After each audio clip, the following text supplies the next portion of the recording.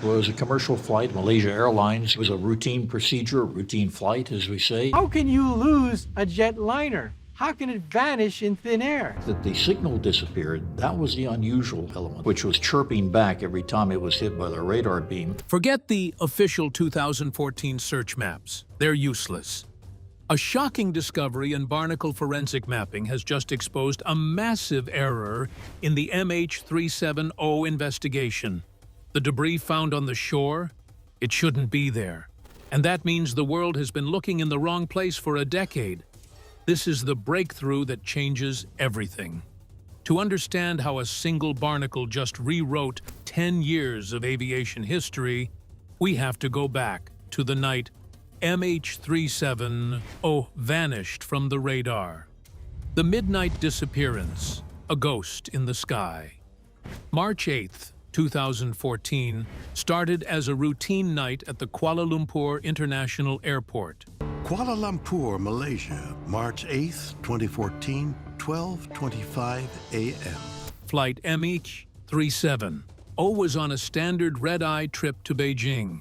On board were 239 people who expected to wake up in a different country. At 1:19 in the morning, everything seemed perfect. Captain Zaharie Ahmad Shah spoke to air traffic control for the last time. He said, "Good night, Malaysian 370.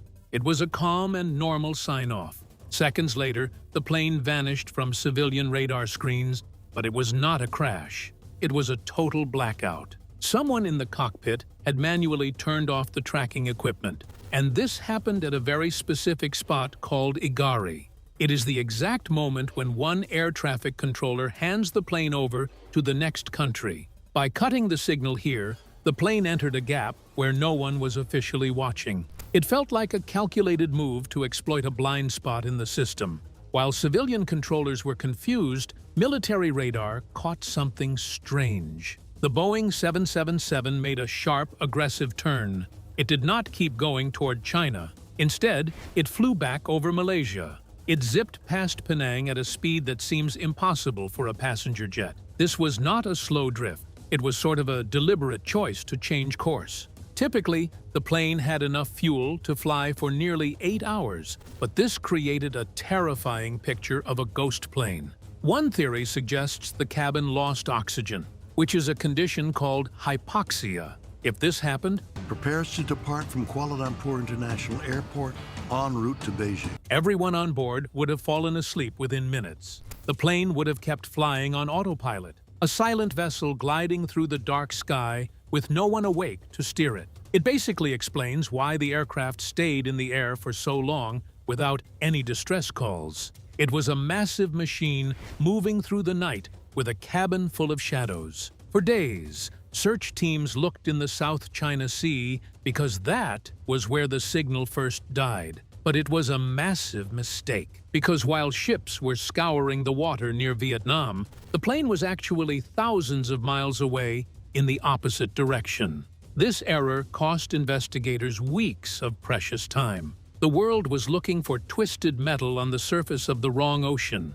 A lot of people were frustrated and confused, but while the world sat in silence, the plane was actually giving signals to a satellite high above the Earth. The Inmarsat handshakes, the seventh arc. Every hour, the aircraft and a satellite named Inmarsat 3F1 performed a digital handshake. This was a basic signal to check if the connection was still active. Even though the transponder was off and the radios were quiet, this small link stayed alive. It proved the plane did not crash immediately after the radar went dark. It was still flying through the night, leaving a trail of electronic breadcrumbs that would eventually change the entire search. Immediately, scientists looked at these things called pings to find the plane and used two main clues. The first clue was called the burst timing offset. This measured the tiny delay in how long it took for the signal to travel between the plane and the satellite. Since radio waves move at a set speed, this delay told researchers exactly how far the aircraft was from the satellite at specific times. It allowed them to draw 7 huge rings across the globe, with each ring representing where the plane was during each hourly handshake. It was literally the first time this kind of math was ever used to find a missing aircraft. The second clue was the burst frequency offset. Now, this one works like the sound of a siren on a passing police car. As the car moves toward you, the pitch sounds higher, and as it moves away, the pitch drops. By looking at the shift in the signal's frequency, scientists could tell the speed and direction of the plane relative to the satellite. This particular data was the smoking gun that changed everything. It helped investigators rule out a path toward the mountains of Central Asia. Instead, the numbers showed the plane was definitely heading south toward the most remote part of the Indian Ocean. By the time the sun started to rise, the plane reached the seventh and final arc. At 8:19 in the morning, a partial handshake occurred that looked very different from the others. And this final signal suggested the engines had run out of fuel. All that indicates to me that it was a deliberate manipulation by other people that took control of the aircraft. The data indicated the aircraft entered a rapid descent, likely falling into a high-speed dive or a steep spiral. At this moment, it was no longer a controlled flight. The massive Boeing 777 was heading for the water at an incredible speed. With this discovery, experts at the Australian Transport Safety Bureau used all this math to create what they called heat maps. These were colorful charts that showed the most likely spots where the plane hit the water. They focused on a massive area covering 120 square kilometers along that seventh arc. They were confident the wreckage was resting somewhere in the deep, jagged trenches of the ocean floor. However, these numbers only provided a line on a map. They didn't account for the living witnesses that would soon wash up on a distant shore. The flaperon discovery. The ocean speaks. In July 2015, the ocean finally offered a physical clue after 16 months of painful silence. A man named Johnny Begu was cleaning a beach on Reunion Island, a small French territory near Africa, with his friends when he stumbled upon a strange 2-meter-long piece of white metal. It appeared out of place among the sand and volcanic rocks. To crown it all, what he found was a flaperon, a specific part of a wing from a Boeing 777. Was that the pilot in command committed suicide. But in fact, the accident report clearly stated The discovery instantly shifted the mystery from a satellite graph to a physical reality. It was a chilling reminder that the missing aircraft was a real machine made of bolts and aluminum. And this was the first piece of the puzzle that people could actually touch. Immediately, investigators moved the wing part to a specialized laboratory in France for testing. They needed to be absolutely certain. You see, every single part of a commercial aircraft has a unique serial number. So technicians meticulously checked these numbers against the records provided by Boeing. And the match was perfect. This was the first concrete evidence that revealed MH370 had truly ended its journey in the Indian Ocean. For the families of the passengers, it was a heartbreaking moment of truth, because the mystery was no longer a disappearance. It was a confirmed crash. When the flaperon was pulled from the water, it was covered in thousands of small, white, heart-shaped shells. These creatures are known as gooseneck barnacles. At that time, investigators viewed these animals as a distraction. They were in the way of the inspection, and because of this, workers scraped them off to get a better look at the metal damage. This was a missed opportunity for early science because tiny creatures were the only living witnesses to the journey. They had been attached to the wing since it first hit the water. Unknowingly to them, these flaperon were recording the history of the flight in a way no human could ever do. The damage to the flaperon provided clues about how the flight ended. Engineers observed that the part was in a retracted position when it broke off. In a normal landing, a pilot extends the flaps to slow the plane down and create lift. Since the flaperon was tucked in, the evidence points toward a high-speed impact. It suggests the plane was not being steered for a smooth water landing. Instead, it seems the aircraft fell out of the sky at a terrifying speed after the fuel ran out. This discovery created a puzzle known as the drift paradox.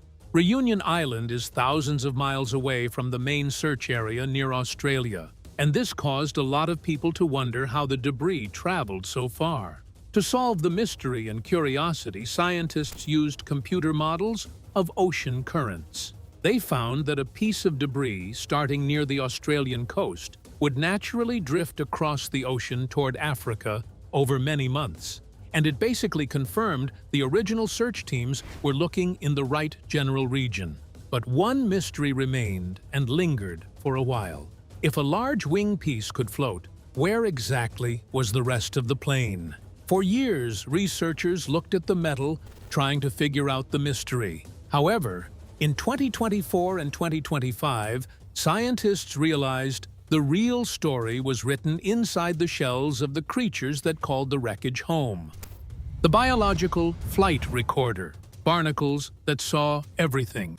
The discovery of the wing part was only half of the story. The abrupt maneuvers that it was making, the changes in altitude and airspeed and heading. But what we didn't know was that the other half was alive. To find it, scientists began focusing on a specific type of sea creature called Lepus anatifera, better known as the gooseneck barnacle. Remember that these tiny hitchhikers were found clinging to the flaperon when it washed up on Reunion Island. While they looked like ordinary shells, they were actually biological data loggers. These barnacles attach themselves to floating objects and grow their hard outer shells day by day using calcium from the ocean.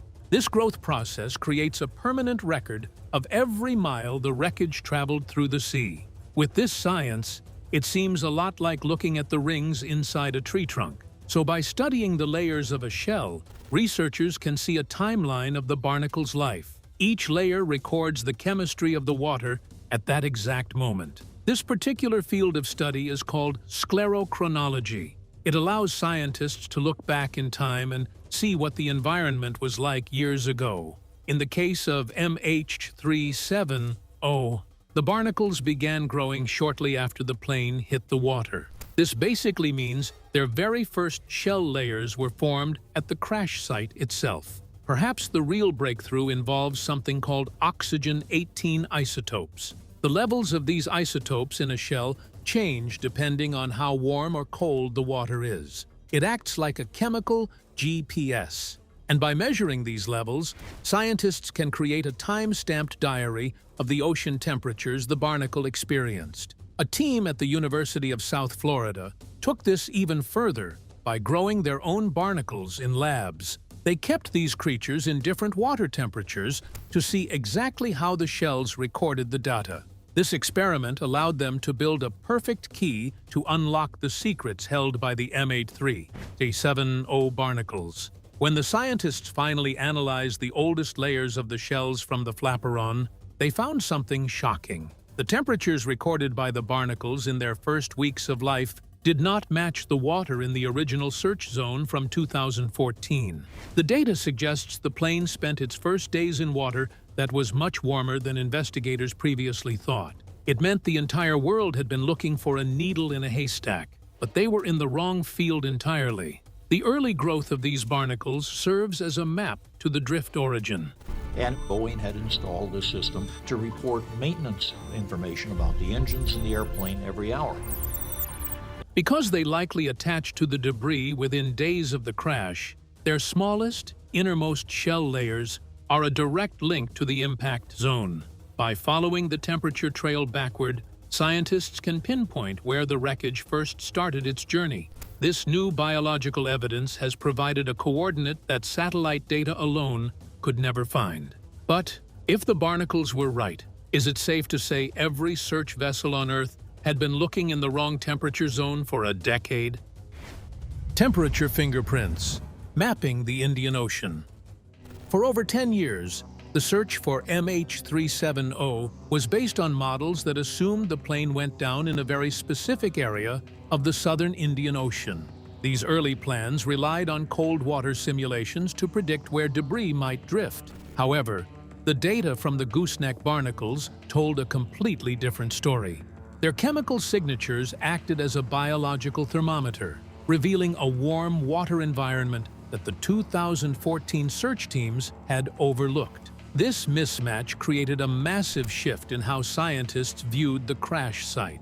It was like realizing you had been looking for a snowstorm in a place where the sun was shining. This new information led to what researchers call the southward shift. To identify MH370, he could also track its precise flight path into the Indian Ocean.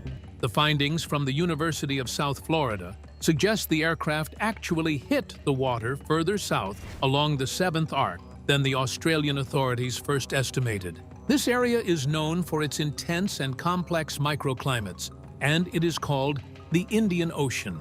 The Indian Ocean is a chaotic place where warm currents from the north collide with the freezing Antarctic circumpolar current. These moving walls of water act like underwater highways, carrying anything that floats on a very specific and predictable path. By understanding these currents, scientists can finally see why the wing part ended up where it did. The accuracy of this biological clock is truly remarkable because it matches the seasons perfectly. The growth cycles of the barnacles aligned with the specific water temperature changes that happened in 2014 and 2015. Every layer of the shell acted as a witness to the passing months. And by looking at these patterns, scientists could confirm that the debris was not just drifting aimlessly. It was following a trail that led back to a cluster of underwater mountains. So, instead of searching a massive, endless line across the globe, the hunt could finally focus on a much smaller and more likely target. You see, this breakthrough was not a lucky guess. It went through a rigorous process of peer review, where other experts checked the math and the chemistry to ensure it was correct. The validation moved the barnacle research from a curious idea to the main reason for the 2025 search missions. It gave the teams on the water a renewed sense of hope because they finally had a map based on hard evidence rather than just satellite pings. The ocean floor is a dark and jagged place, but these biological fingerprints provided a light to follow.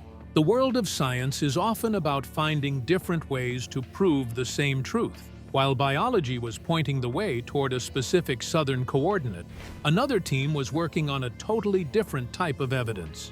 They were not looking at shells or water temperatures. They were looking at invisible signals in the sky. The WSPR breakthrough, radio tripwires in the sky. Currently, the world is covered in an invisible web of radio signals that most of us never notice. This system is called WSPR, which stands for Weak Signal Propagation Reporter. Since 2008, amateur radio operators across the globe have used this network to send low-power signals to one another. These signals bounce off the atmosphere and travel thousands of miles, creating a digital map of the sky. While these radio waves are invisible, they are incredibly sensitive. Now, let's think of it like a laser security system in a museum. If someone walks through a laser beam, an alarm goes off, right? So, in the sky, a large aircraft like a Boeing 777 acts as a physical barrier.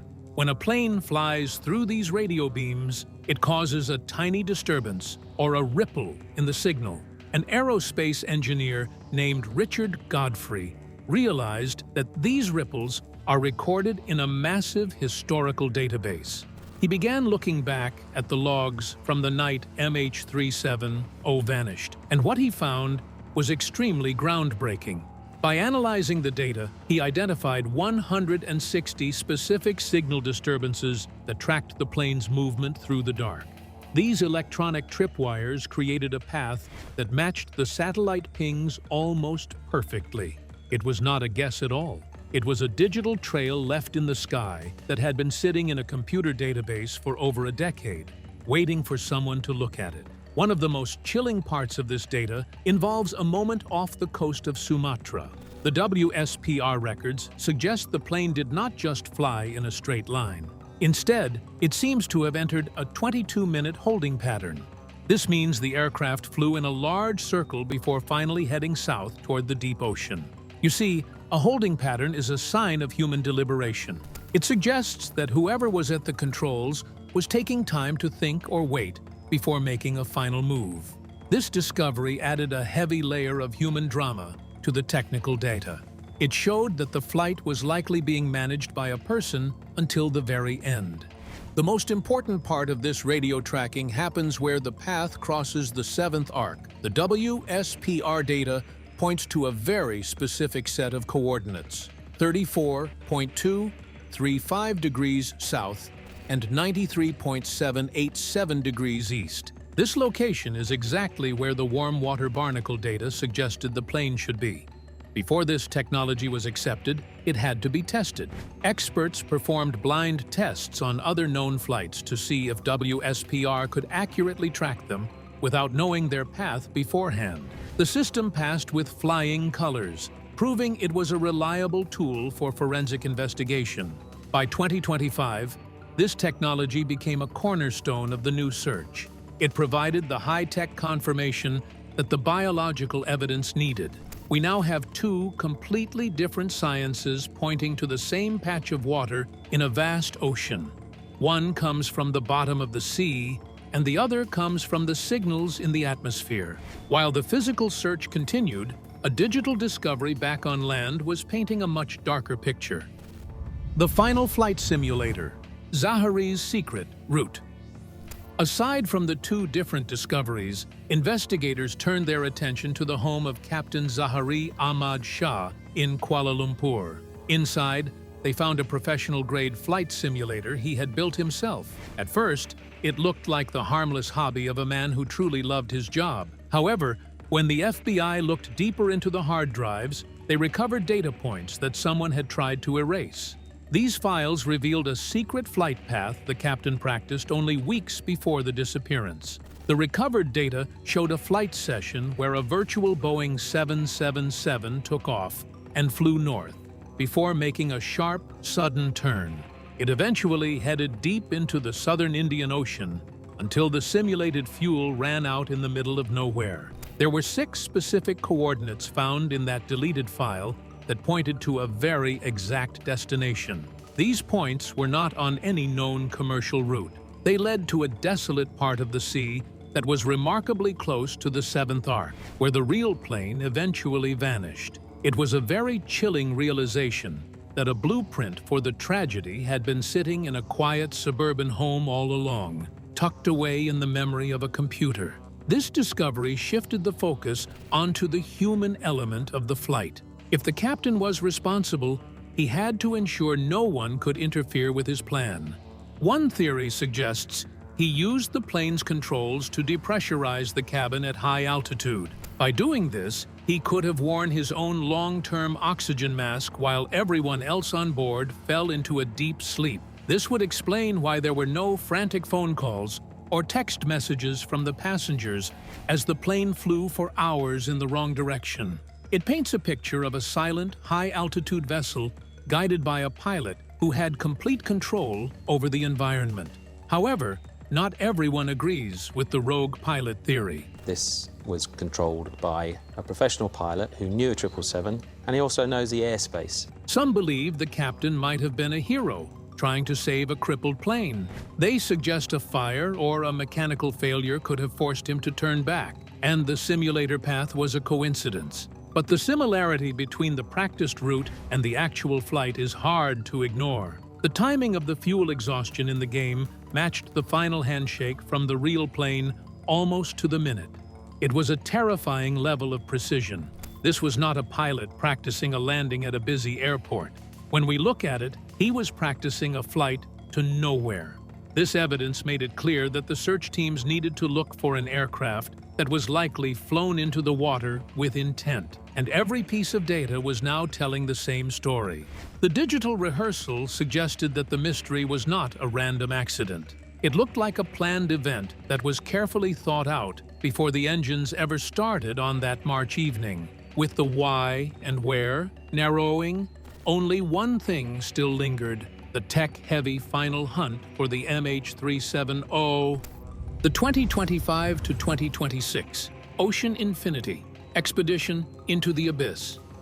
In March 2025, the search for MH370 moved from the laboratory to the high seas. A company called Ocean Infinity signed a high-stakes agreement with the Malaysian government.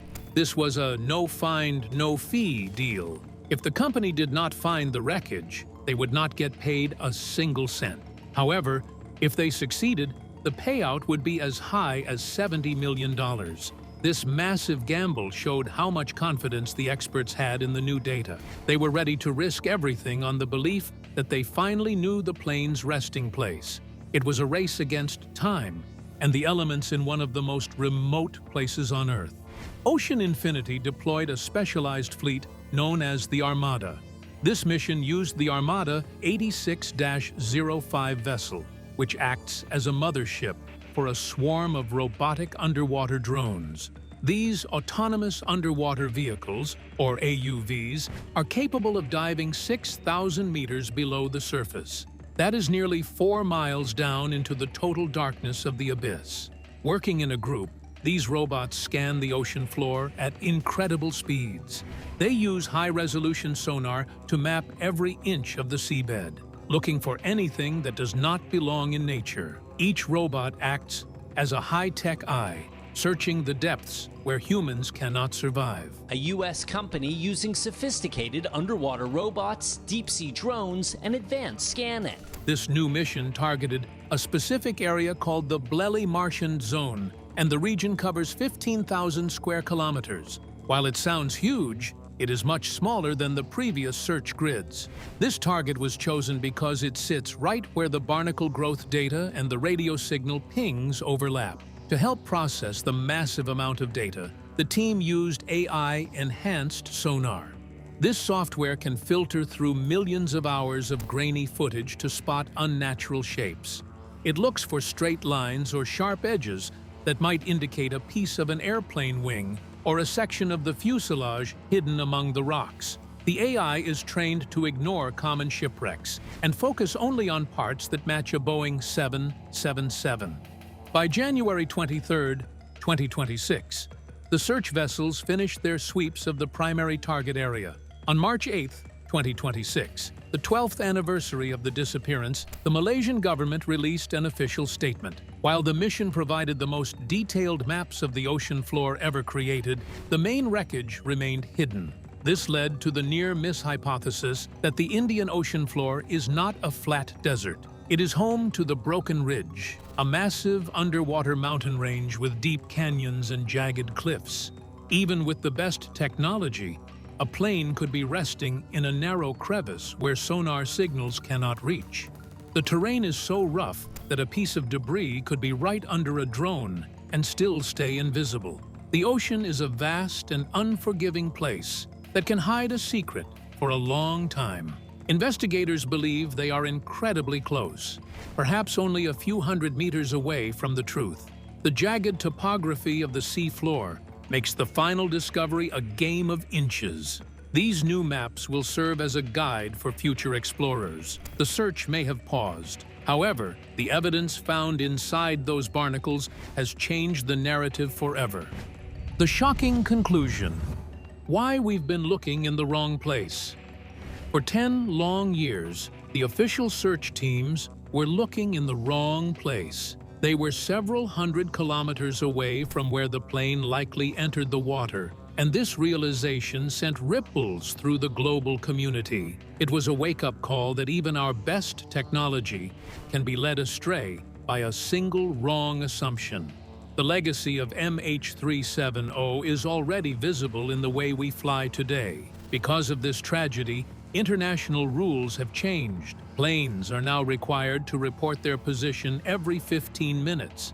This standard ensures that a massive jet can never vanish into the void again. The change provides a sense of security for the millions of people who travel by air every day. While we cannot change the past, we have used its lessons to protect the future of aviation. Perhaps the most incredible lesson is that nature held the keys all along. A billion-dollar network of satellites provided a rough sketch, yet a tiny crustacean provided the details. It is a humble way to show us that the natural world records history in its own way. While we looked at the stars and signals, the truth was growing on a piece of metal drifting in the waves. We often overlook the smallest witnesses, yet they are sometimes the most honest. Well, the search is not over yet, because as technology continues to improve, the next phase will likely begin soon.